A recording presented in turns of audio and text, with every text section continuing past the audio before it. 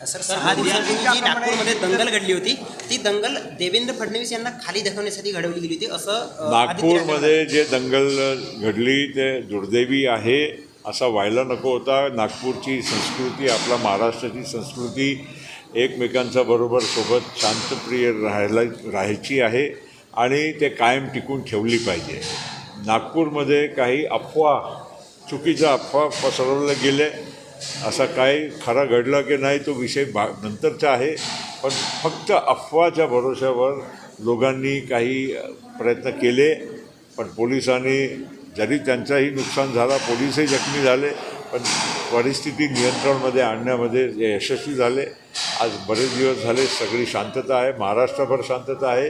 माझी अपील आहे की अशा गोष्टी असं महाराष्ट्रामध्ये घडू नये आणि आपल्याकडे जे संस्कृती आहे एकमेकांना मदत करण्याची, साथ राहायची, ते आपण टिकवून ठेवायला पाहिजे. छत्रपती शिवाजी महाराज